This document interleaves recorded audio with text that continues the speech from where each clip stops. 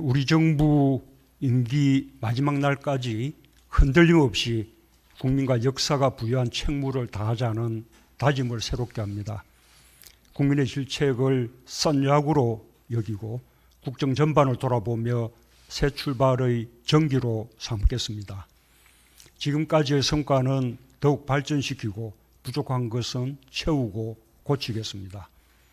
국가적으로 엄중한 상황 속에서 인수위 없이 출범한 우리 정부는 한순간도 쉬지 않고 앞만 보고 달려왔습니다. 불평등이 심화되고 저성장이 고착화 되는 시대적 상황에서 정부는 더불어 잘 살고 역동적으로 성장하는 혁신적 포용국가로 나아가기 위해 매진했습니다.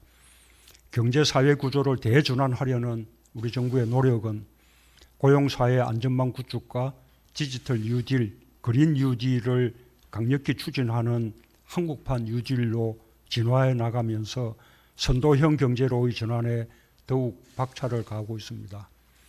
또한 정부 출범 초기부터 일촉즉발의 전쟁 위기 상황에 직면하였지만 평화의 신념을 한순간도 놓지 않았습니다.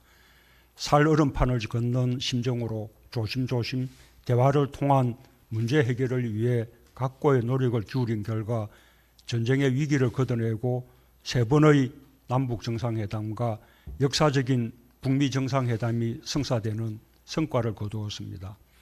현재 교착 상태에 머물러 있지만 앞으로 나아가기 위한 숙고의 시간이라 생각하며 대화 복원을 위한 외교적 노력을 기울이고 있습니다. 우리는 지금의 잠정적인 평화를 항구적 평화로 정착시켜야 합니다. 무엇보다도 미정유의 코로나 위기 상황에서 정부는 국민들과 함께 위기 극복에 사력을 다해왔습니다. 위기에 더욱 강한 우리 국민의 저력과 성숙한 시민의식, 선진적 방역 체계와 적극적 재정 정책 등이 어우러지며 세계적으로 방역에서 모범 국가, 경제 위기 극복에서 선도 그룹으로 평가받는 나라가 되었습니다. 덕분에 오히려 국가적 위상이 높아져서 G7 정상회의에 연속적으로 초대받는 나라가 되었고 1인당 GDP에서 G7을 처음으로 추월하는 성과를 이루기도 했습니다. 이 같은 국민적 성과, 국가적 성취는 국민들께서 자부할 만한 자랑스러운 일입니다. 그럼에도 불구하고 우리가 처한 상황은 여전히 엄중합니다. 방역 상황은 여전히 안심하기 어렵고 집단 면역까지 난관이 많습니다. 경제는 고용 상황까지 나아지며 회복기로 확실히 들었었지만 국민이 온기를 느끼는 데는 더 많은 노력이 필요합니다.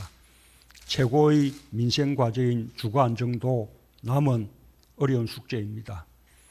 국민의 평가는 어제의 성과가 아니라 오늘의 문제와 내일의 과제에 맞추어져 있습니다. 정부는 무엇이 문제이고 과제인지 냉정하게 직시하고 무거운 책임감과 비상한 각오로 임해야 할 것입니다. 공직기강을 철저히 확립하고 더욱 낮은 자세로 국민의 목소리에 귀 기울여야 하겠습니다. 마지막까지 부패하지 않고 마지막까지 유능해야 합니다. 각 부처는 국민 눈높이에서 정책을 더 세심하게 점검하고 국민의 절실한 요구를 실현하는 데 전력을 기울여 주기 바랍니다. 정부는 여당과 정책 협력을 강화하면서 민생을 가장 앞세우고 안정감 있게 정책을 추진해야 하겠습니다. 야당과의 소통과 협력에도 힘써주기 바랍니다. 민생의 어려움을 들어드리고 국가의 미래를 위해 꼭 필요한 법안부터 입법에 성과를 내주기 바랍니다. 선거로 단체장이 바뀐 지자체와도 특별한 협력 체제를 구축해 주기 바랍니다. 특히 방역과 부동산 문제는 민생에서 가장 민감한 사안입니다. 아슬아슬한 방역 관리에 허점이 생기거나 부동산 시장이 다시 불안한 상황이 되지 않도록 중앙정부와 지자체가 충분히 소통하고 긴밀히 협력해 주길 당부드립니다. 기업과의 소통과 지원도 더욱 확대해 주기 바랍니다. 나라들 간의 경기 회복 국면의 글로벌 시장을 선점하기 위한 경쟁이 치열해진 상황에서 정부와 기업과 기업 간의 협력이 어느 때보다 절실해졌습니다. 정부는 기업들과 긴밀히 소통하며 미래 산업을 강력히 지원하기 위한 국가 전략을 더욱 힘있게 추진해야 하겠습니다.